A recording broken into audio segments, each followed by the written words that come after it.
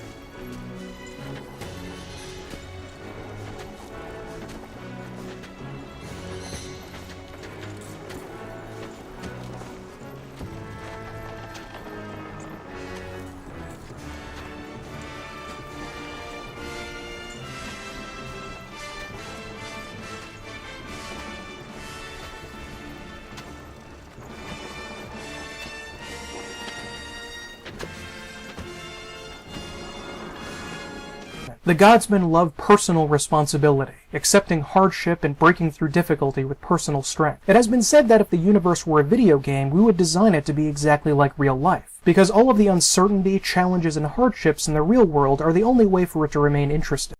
The Believers of the Source are a merry bunch who would live by the old aphorism, "If life gives you lemons, make lemonade." The Godsmen's philosophy is common currency within our own lives. America in general, and conservatives in particular, are very proud of the self-made man. We tend to idolize people who have struggled through troubles and overcome them to become great. It's used all the time in what has been dubbed in the handicapped world inspiration porn, where disabled people are used to make us feel good by showing them overcome the hardships of their lives. It's not what you begin with, it's what you do with what you're given. People are very gentle when they judge you based on how hard you've tried, not necessarily what you've succeeded. As long as you went out there and given it your all, they'll be kind towards you. In many ways, the Believers of the Source have perfectly adapted to live within the meta of the D&D world. They've taken a concept used to express growth of your character, experience points, and made it into a philosophical reality that they strive for every day. All role-playing games have some sort of experience-gaining system that lets you permanently become greater over time through your actions. The Godsmen have taken XP and begun to worship it as a religious ideal. Another metagame turned metaphysical concept is that of lives in a video game sense. The Godsmen have, to some modified degree, taken the video game concept of extra lives that you expend once you have failed in the game and adapted it to their cosmology. You get an infinite life code in the multiverse, and every time you come back, you can try again with new knowledge and accrued XP. Not everyone can come back naturally, as there are many spirits trapped in the afterlife. Religion could be seen as a hindrance to reincarnation, and the Godsmen may be terrible opponents of a life beyond death. either positive or negative. They may even assail prisons holding petitioners in hell or gardens of the blessed in paradise on the assumption that it is holding people back from trying again to evolve cosmically. The believers of the Source are chiefly influenced by the real-world concept of reincarnation. An incarnate being is one made of flesh, Latin carnare or caro meaning meat or flesh. So to be remade in the flesh is to have something of you or yourself survive the death of your meat sack.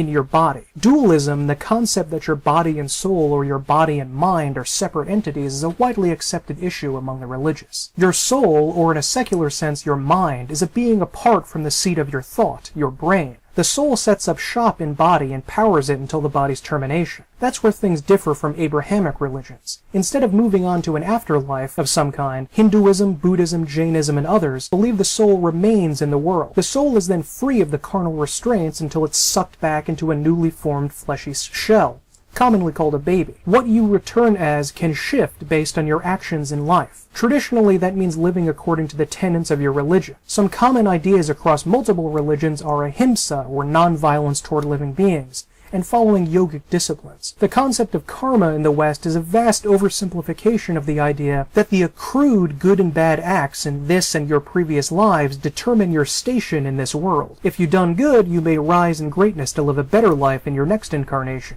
But if you do badly, you may go backwards and become a mealworm or a sentient bucket of green slime or a tabloid journalist or something. The believers of the Source do not really know for certain how to attain good or bad karma. In Hinduism during most eras, there too was no set dogma about how to achieve these aims. That's not to say learned people didn't try, of course, but there's no ultimate book with all the answers like the Bible or the Quran. Historically, there has been considered variation and tolerance of concepts within Hinduism. The godsmen go even farther with their toleration and admission of ignorance about how to completely succeed. No believer of the Source really knows what they're being tested for. The world may be a huge challenge to make ourselves better, but what exactly does make us better is debatable. Maybe we're here to reach for ultimate good and happiness, or maybe the test is to fight off our moral feelings and be totally evil. Lawful characters would suggest, like Krishna did to the hero Arjuna in the Bhagavad Gita, that the path to success is to embrace your lawful duties, whether or not your personal feelings in truth, while a chaotic player may believe that crafting your own answers and playing it by ear with whatever comes along is the answer. It's open to huge interpretation. More difficult than anything, perhaps, is the notion that each individual must find their own way to advance into the next stage of development, and thus there is no clear path to follow.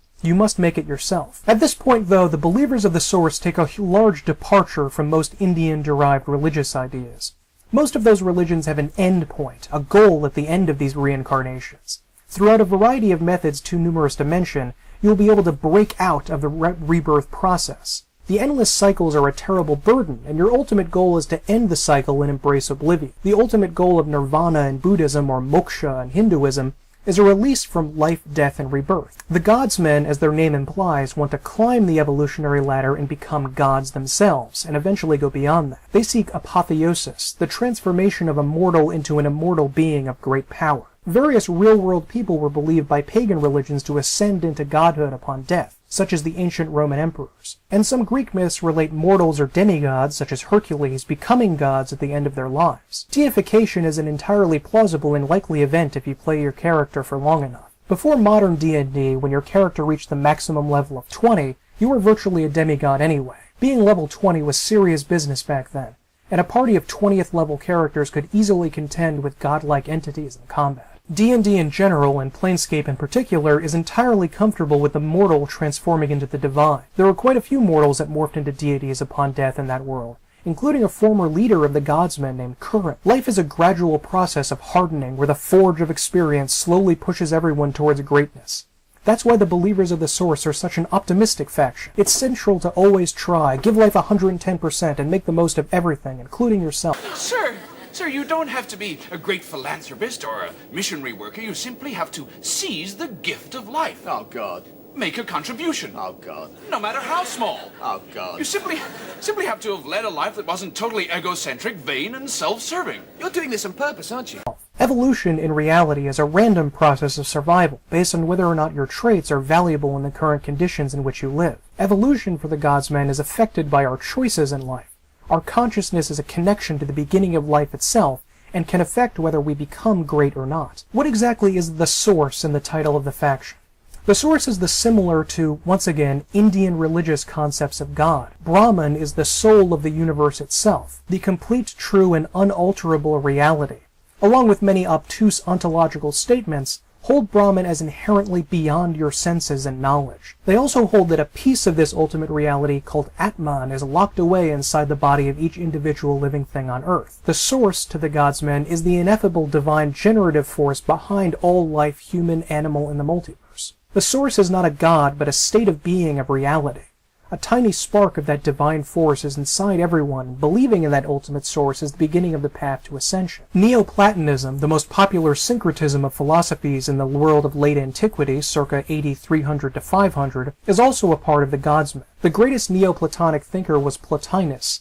His last words before death were, "Strive to bring back the God in yourselves to the God of all." Plotinus believed that all existence consists of the overflow of a single force, which is immaterial, impersonal, and outside of space and time. The rest of the universe is bound within some form of space and time.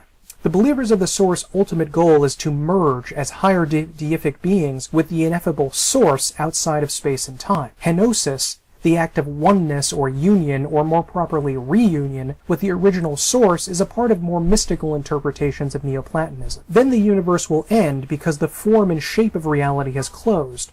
No more loops, no samsara, no suffering, growth, or existence. What was the purpose of existing then in the first place, though? Why go through the whole mess just to end up back altogether again? There really is no answer to that, and it's whatever you want it to be. I just don't see it sometimes. Then I will tell you a great secret, Captain.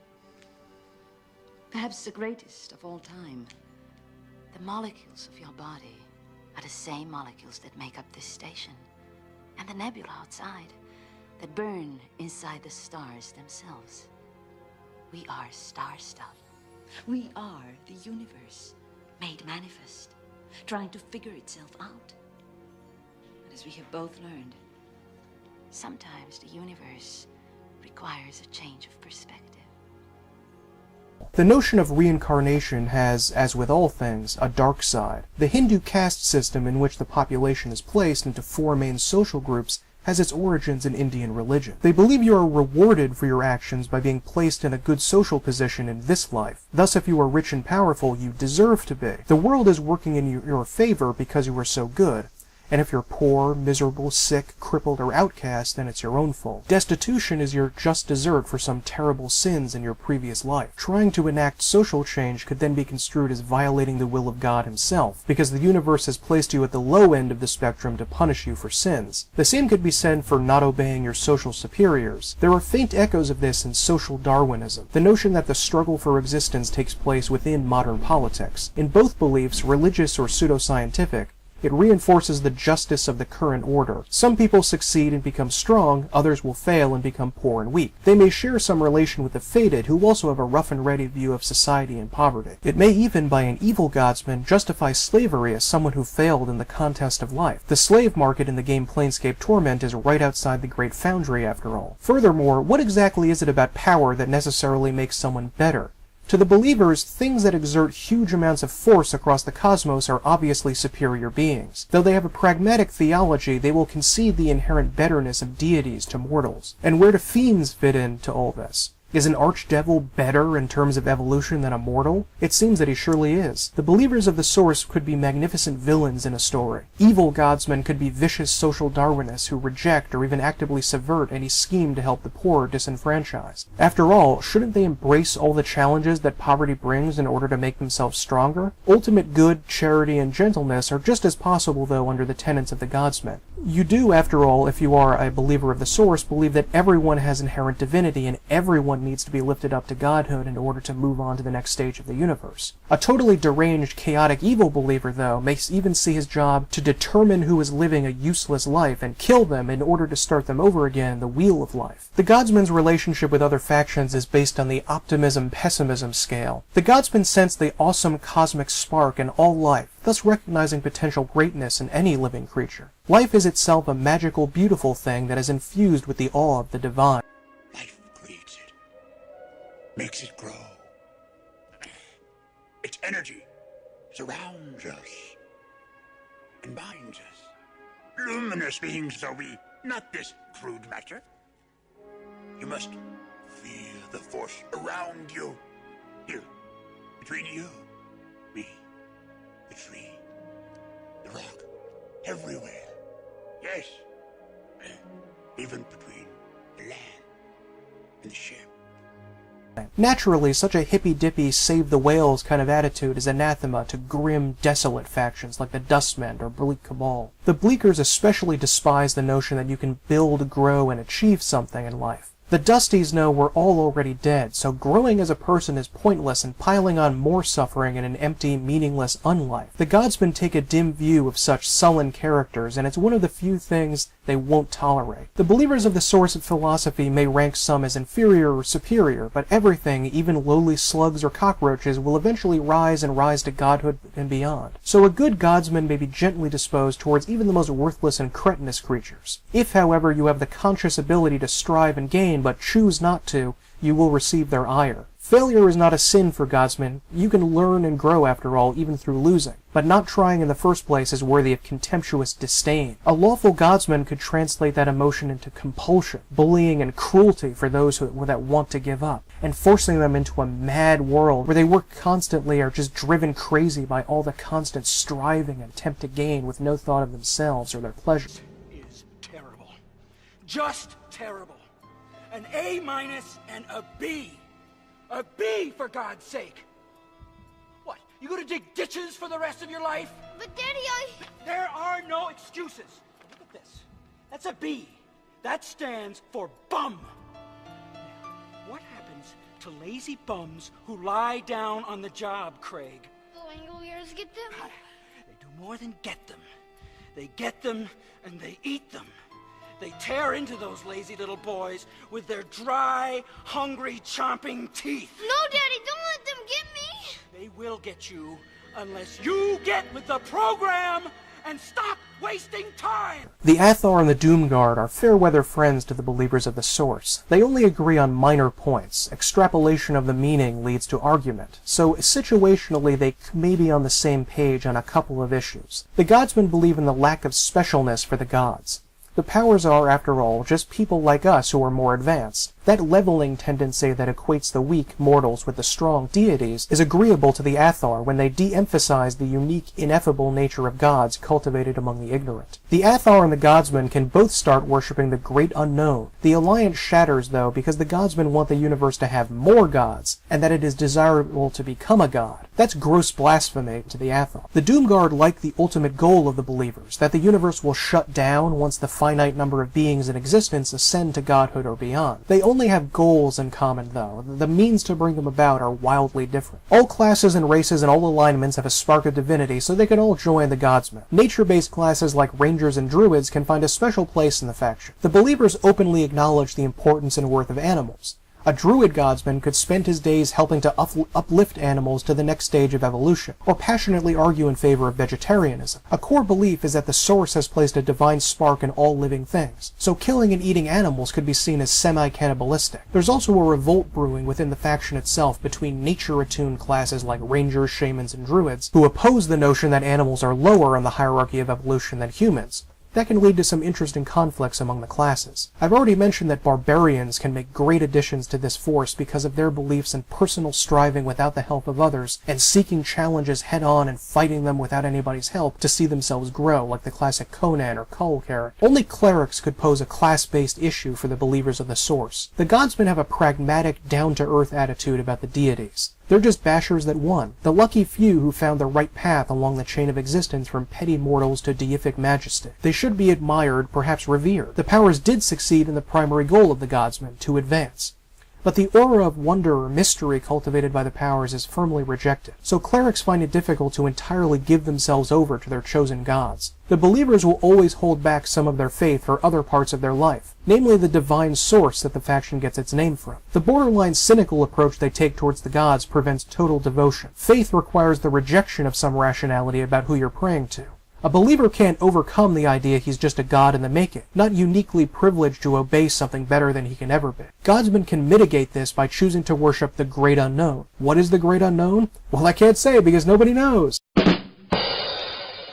Seriously though, the Great Unknown is a theoretical over-god. The gods of D&D are very much like the gods of polytheistic societies like ancient Greece or Rome. The gods have names, homes, consorts, and personalities. The Great Unknown is much more like Yahweh or Jehovah, the God of the Old Testament, ineffable, invisible, beyond the ken of humankind. Or perhaps he's something of a deist-like God, an eternal watchmaker that sets the source in motion, or the unmoved mover of the Neoplatonists. Switching over to the Great Unknown priesthood does grant you spells, just like a cleric of a known deity, so there must be something out there. This Great Unknown is probably not the same thing as Brahman, because that's a little bit different. He's not a clear god that would grant you spells, so that's probably a separate issue. The godsmen have a lot of benefits to their class, and one huge drawback. The believers of the source are keenly aware of potential. They can't be in the faction if they don't acknowledge the possibility of another person or creature being successful in life and beyond. So they automatically get a bonus to diplomacy checks and just generally seem like affable people. We're here to help ourselves and you achieve everything you can be. But that may not be what you want at the moment, leading to trouble between withdrawn, apathetic people and the cheery godsman. Any godsman should automatically be skilled at forging and crafting, even if it's not a class skill. Furthermore, you get a bonus to any attempt to make something from all that time spent training in the forge. A godsman can also attempt to call on the divine spark they believe is in them to perform a divine spell, cure or cast light wounds once per day. Perhaps that feat, using rule changes, could be expanded upon to grow in power over time to cure moderate or serious wounds.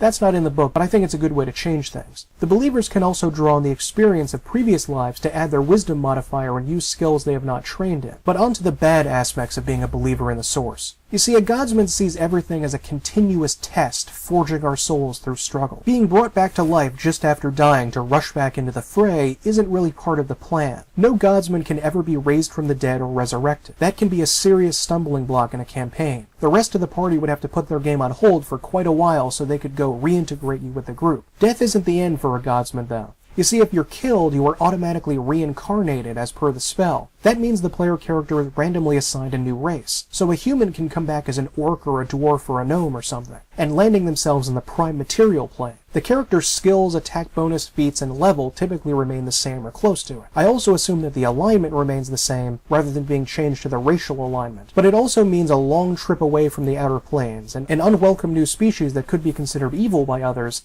and potential loss of some racial skills or ability scores.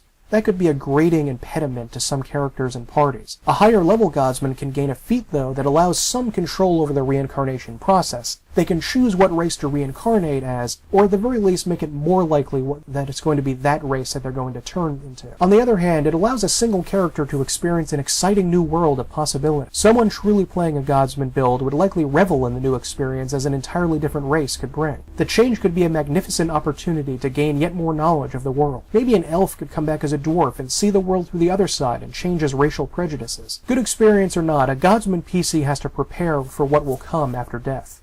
The believers of the source believe that something lays fallow inside of us all the time.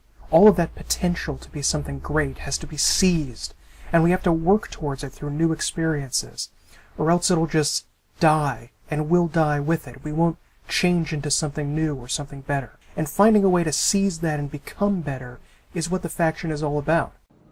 But a person needs new experiences.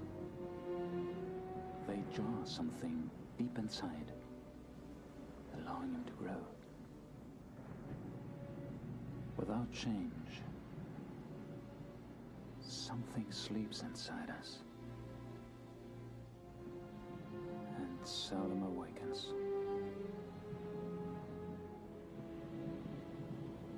The sleeper must awaken.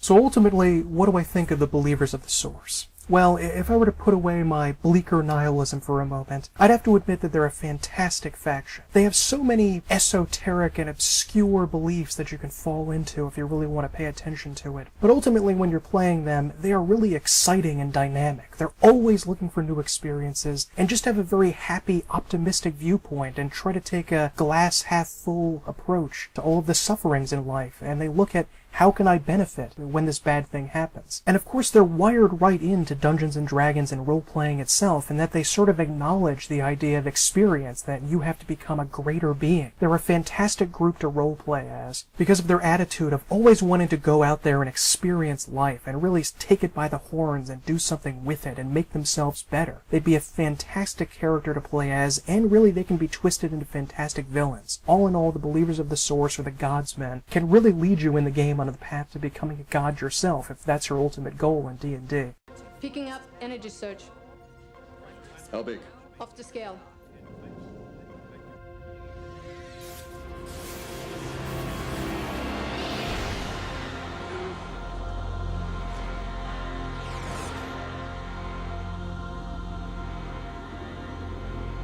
Talia. Jason. I have become. In memory of love, I give you a gift. The only gift I have to give.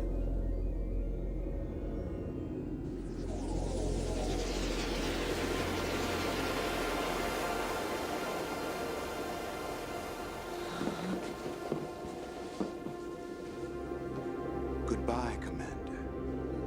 I will see you again in a million years.